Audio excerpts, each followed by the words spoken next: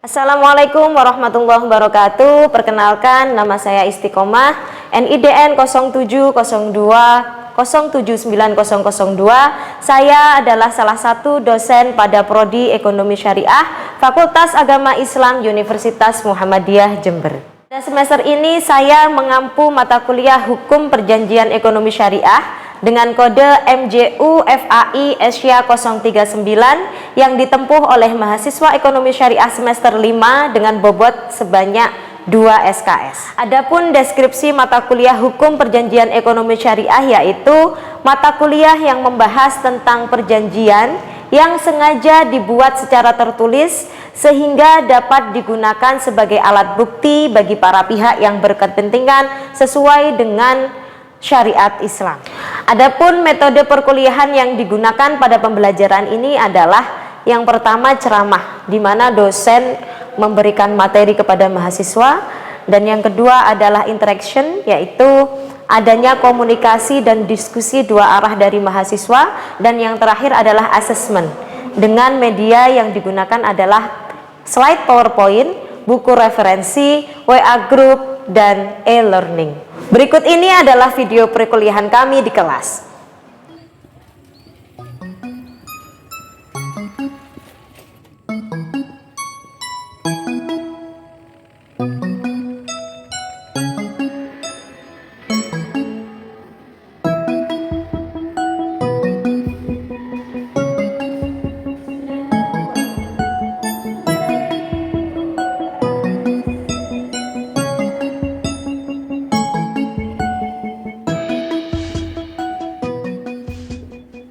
Assalamualaikum warahmatullahi wabarakatuh.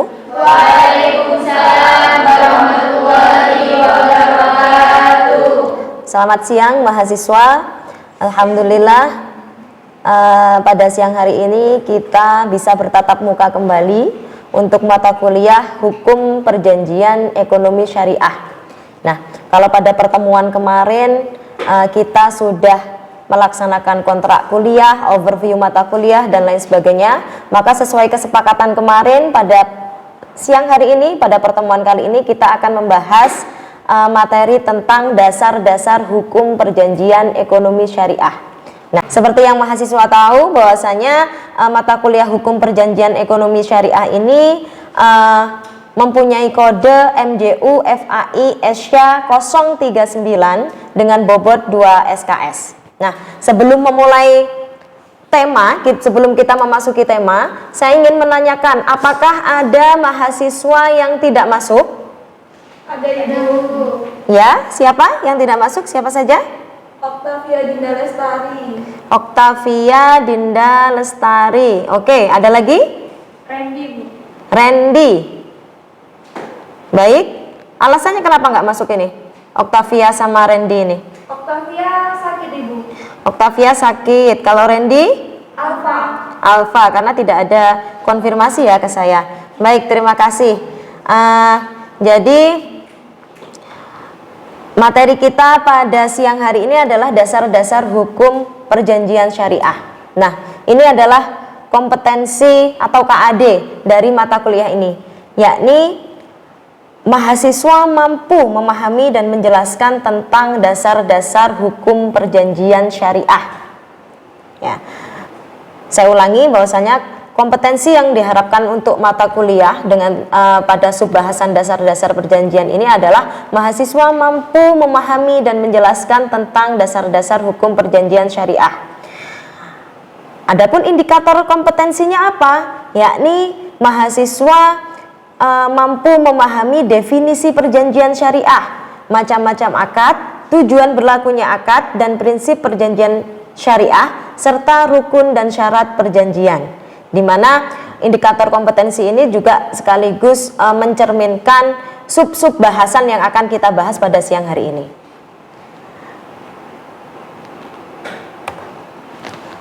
Nah, saya akan memulainya dengan definisi perjanjian. Nah, di situ di slide mahasiswa dapat melihat ya bahwasanya definisi perjanjian syariah itu adalah suatu kesepakatan ataupun komitmen bersama, kesepakatan dan komitmen bersama baik lisan isyarat maupun tulisan antara dua belah pihak atau lebih yang memiliki implikasi hukum yang mengikat untuk melaksanakannya. Jadi di sini ada beberapa poin terkait dengan definisi perjanjian syariah itu sendiri. Yakni yang pertama komitmen bersama. Jadi perjanjian syariah ini tidak bisa dibuat satu belah pihak. Karena ada kata-kata bersama. Komitmen bersama artinya komitmen yang dibuat secara bersama antara kedua belah pihak, baik itu secara lisan, isyarat maupun tertulis yang memiliki implikasi hukum. Jadi sebuah perjanjian itu pasti mempunyai akibat hukum. Itu pengertiannya. Nah, dalam Islam perjanjian syariah itu lazim pula disebut dengan akad. Jadi kalau mahasiswa mendengar kata perjanjian syariah itu sama maknanya atau sama artinya dengan akad. Kemudian selain akad, ternyata perjanjian syariah ini mempunyai banyak nama. Yang pertama adalah wa'ad atau wa'dun. Yang kedua adalah ahdun dan yang ketiga adalah iltizam. Kita bahas yang pertama, wa'dun atau wa'ad. Oke, yang pertama adalah wa'ad atau janji. Di situ disebutkan bahwasanya suatu pernyataan yang dimaksud oleh pemberi pernyataan untuk melakukan perbuatan baik di masa depan.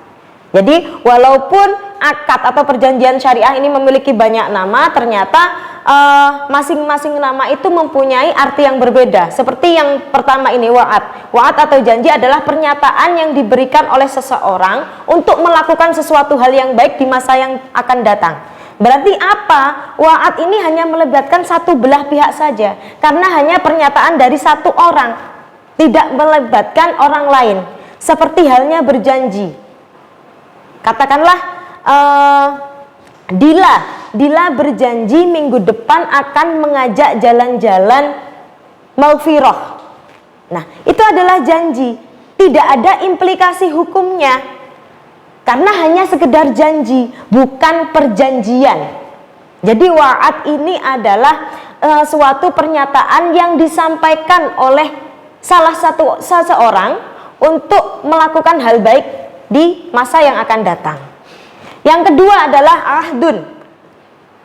Ahdun ini berarti masa, pesan, perintah, penyempurnaan, dan janji atau perjanjian yang dalam Al-Quran sering digunakan untuk suatu maksud, suatu ikatan yang terjadi antara manusia dengan Tuhan. Jadi ahdun itu lebih kepada komitmen seseorang untuk melakukan sesuatu dalam konteks keagamaan. Jadi ketika manusia mempunyai kewajiban-kewajiban dengan Tuhannya, lalu kemudian berkomitmen dalam dirinya untuk menaati segala perintah Tuhannya dan lain sebagainya, maka berarti manusia tersebut telah melaksanakan ahdun dengan Allah Subhanahu wa Ta'ala atau dengan Tuhannya. Dan yang ketiga itu adalah iltizam. Iltizam itu adalah keadaan di mana seorang diwajibkan secara hukum syara untuk melakukan atau tidak melakukan sesuatu. Jadi ini konteksnya hampir sama, tetapi kalau ahdun tadi lebih kepada hubungannya secara vertikal, komitmen secara vertikal, kalau iltizam secara horizontal, yakni dalam Islam ada kebebasan, tetapi kebebasan tersebut ternyata dibatasi dengan hak-hak sesama manusia. Makanya iltizam ini bermakna bahwasanya janji untuk bisa melakukan sesuatu dan tidak bisa melakukan sesuatu. Ada koridor-koridor tersendiri, ada batas-batasan tertentu. Jadi dari sini maka terdapat perbedaan antara kata wa'dun, antara kata ahdun dan kata iltizam. Berbeda dengan akad atau perjanjian syariah itu sendiri. Yang mana ketiganya, baik wa'ad, ahdun maupun iltizam, itu hanya melibatkan seorang saja. Tidak melibatkan dua belah pihak, sehingga tidak ada implikasi hukumnya. Jadi ini perbedaan antara akad, wa'ad, ahdun dengan iltizam. Mungkin sampai di sini ada yang ditanyakan dari mahasiswa, silakan. Silahkan. Belum? Kalau belum, saya lanjut ya di materi berikutnya, atau mungkin nanti mahasiswa di akhir penjelasan saya bisa menanyakan. Baik, selanjutnya adalah macam-macam akad. Jadi akad itu ada banyak sekali macamnya ternyata. Namun secara garis besar ternyata akad itu dibagi menjadi dua macam. Yang pertama adalah akad sahih, dan yang kedua adalah akad yang tidak sahih. Akad sahih itu akad apa? Akad sahih yaitu akad yang memenuhi rukun dan syaratnya. Sehingga ketika akad sahih itu benar-benar terjadi, maka akan menimbulkan akibat hukum yang ditimbulkan oleh akad itu dan mengikat bagi para pihaknya. Ini kalau akad sahih. Bahwasanya dalam Islam itu kan segala sesuatunya harus sesuai dengan prinsip-prinsip, harus memenuhi rukun dan syaratnya. Maka kalau akad sahih ini adalah akad yang benar-benar sempurna, terpenuhi rukun dan syaratnya.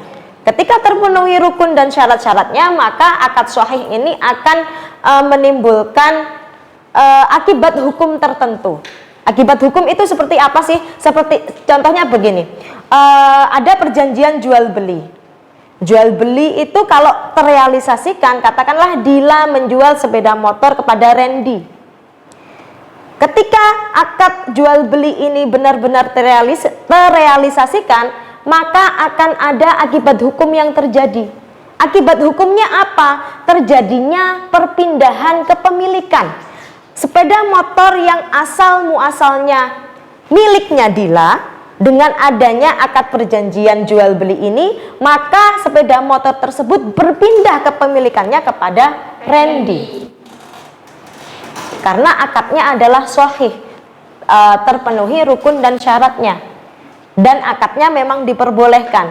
Maka ketika akad tersebut direalisasikan atau dijalankan secara sempurna, akan mengakibatkan akibat hukum, beralihnya kepemilikan sepeda motor. Itu kalau jual beli. Kalau sewa menyewa, akibat hukumnya adalah berpindahnya manfaat saja, bukan kepemilikan. Kalau berpindah kepemilikan artinya ya seutuhnya pada hakikatnya berpindah kepemilikannya, sehingga pemilik yang baru bisa melakukan jual beli lagi, bisa melakukan sewa menyewa, terserah mau diapakan.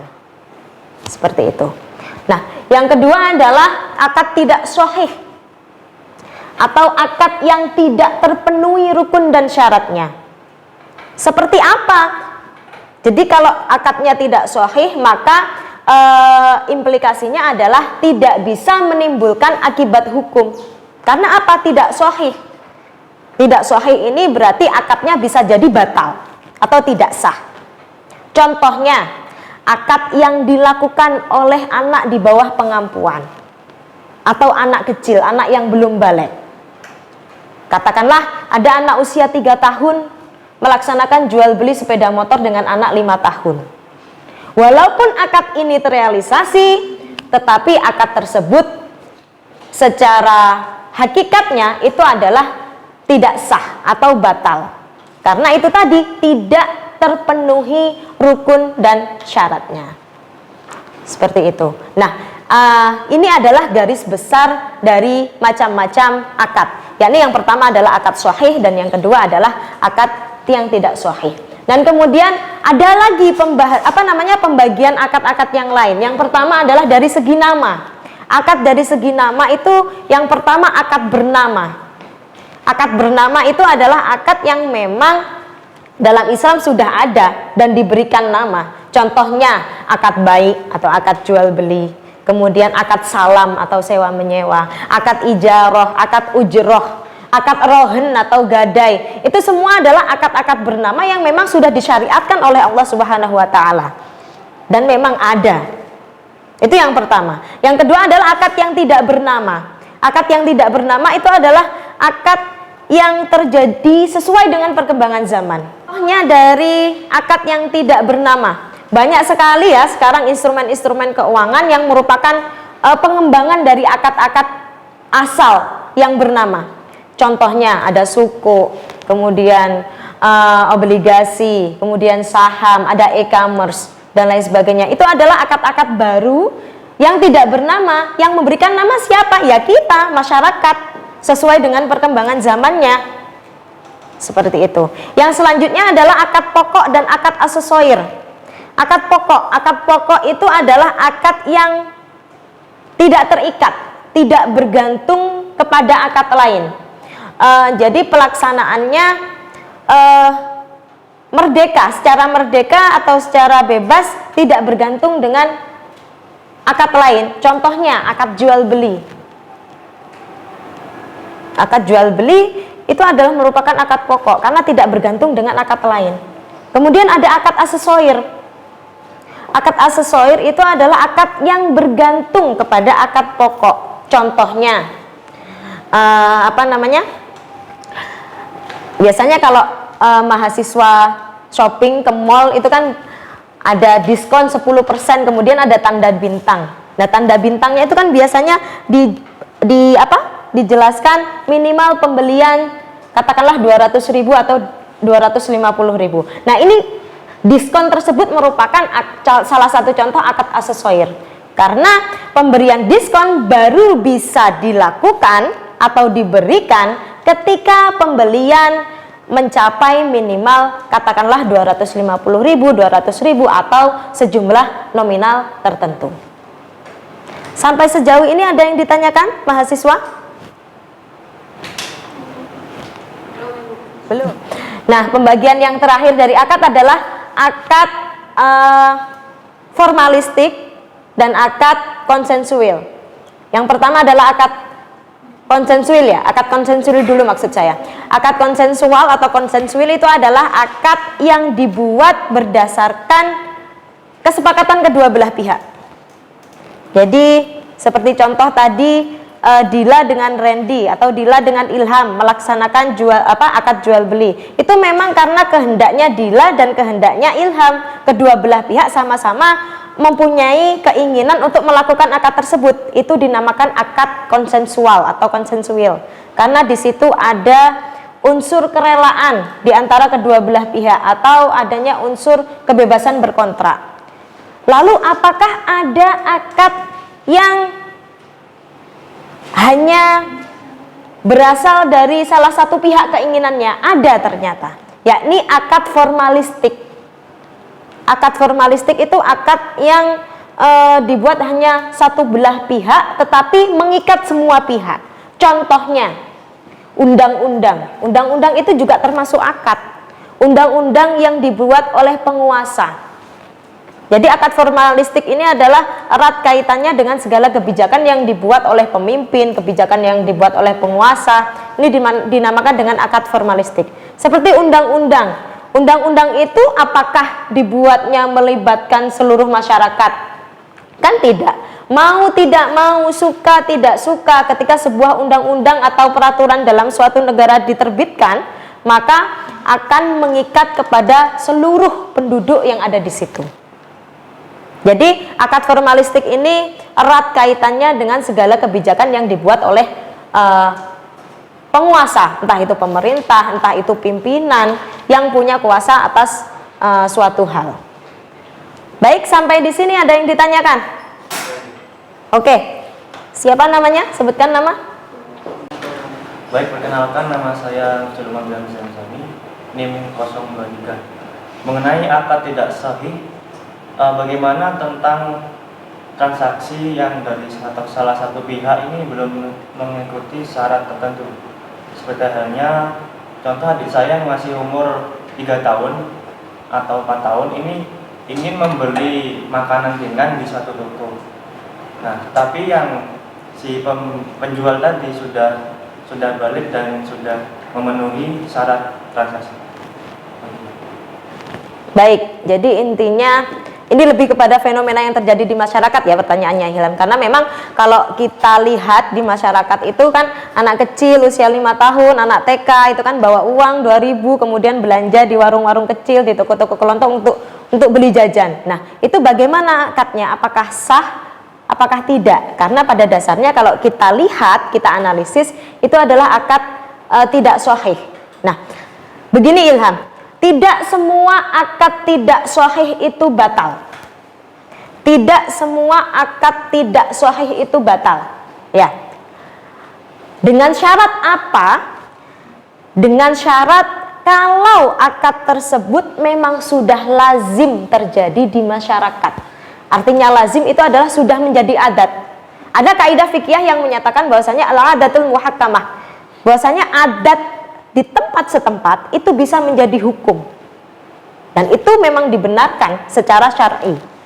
Jadi kalau tadi pertanyaannya Ilham, bagaimana hukum jual beli yang dilakukan oleh anak kecil yang belum balik, belum ngerti, belum ngeh, belum dewasa, jual beli jajan, bagaimana? Maka dengan fenomena tersebut berdasarkan kaidah fikih al-adatul muhakkamah, maka jual beli tersebut itu adalah sah. Jadi garis poinnya adalah tidak semua akad yang tidak sahih itu hukumnya batal. Baik, selanjutnya materi kita adalah tujuan dari berlakunya akad. Mahasiswa bisa lihat ya di slide yang saya buat bahwasanya akad itu pada dasarnya bukan hanya perikatan secara moral saja. Ya, jadi bukan secara moral yang ketika tidak dilaksanakan hukumannya hanya malu. Bukan seperti itu. Akan tetapi merupakan suatu perikatan hukum yang mengakibatkan hukum lain.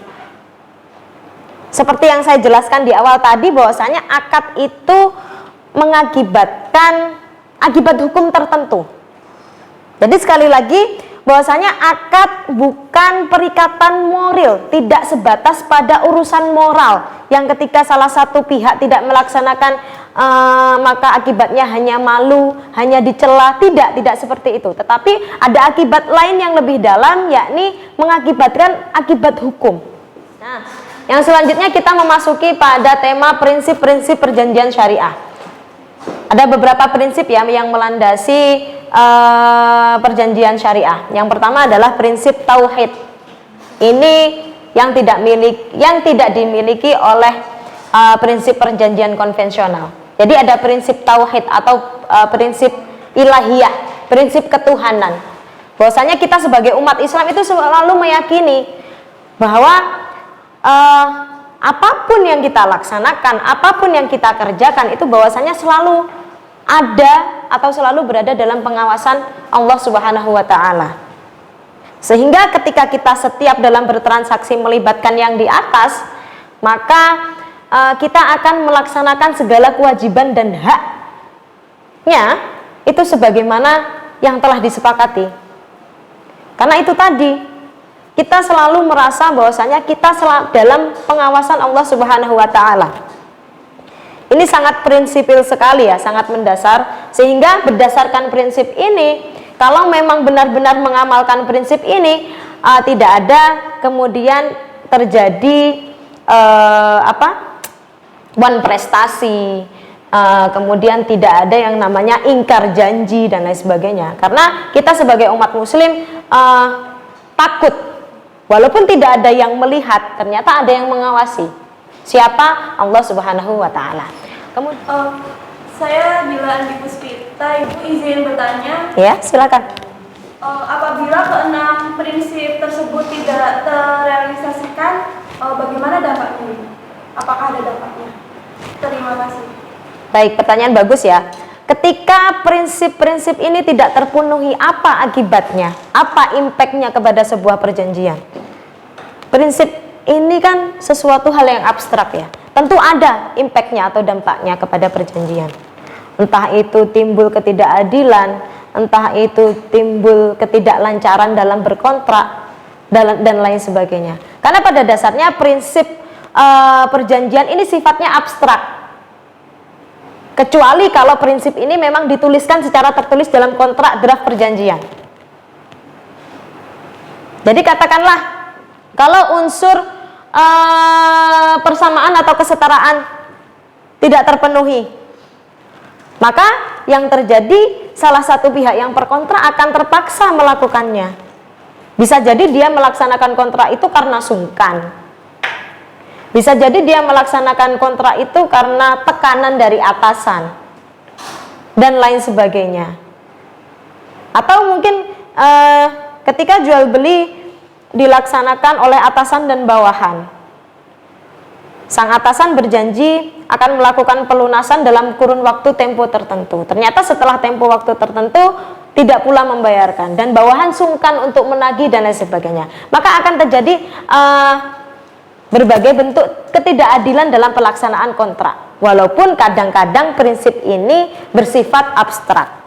Saya akan memberikan kesimpulan dari paparan materi siang ini, bahwasanya yang perlu digarisbawahi oleh mahasiswa adalah perjanjian atau akad syariah itu adalah kesepakatan, kontrak atau agreement, kesepakatan bersama antara dua belah pihak yang dimana kesepakatan tersebut menimbulkan akibat hukum tertentu. Jadi poinnya adalah menimbulkan akibat hukum tertentu. Maka dari itu perjanjian berbeda dengan wa'ad atau janji, berbeda dengan ahdun, dan berbeda pula dengan iltizam. Ya. Baik, sebelum saya akhiri, saya akan memberikan tugas terkait dengan paparan materi kita hari ini. Jadi silahkan mahasiswa untuk membuat mind map atau peta konsep bersifat individu ya. Tugas individu membuat mind map atau peta konsep. Silahkan dibuat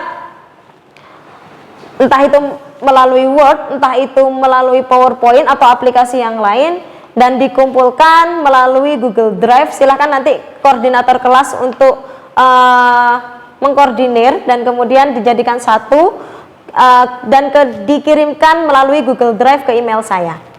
Maksimal adalah minggu depan atau dalam arti 1 minggu dari sekarang. Seperti itu. Dan untuk pertemuan kita yang akan datang, tema kita adalah konsep perjanjian syariah dan urgensinya bagi kegiatan ekonomi, utamanya dalam konteks Indonesia. Baik, sekian dari saya.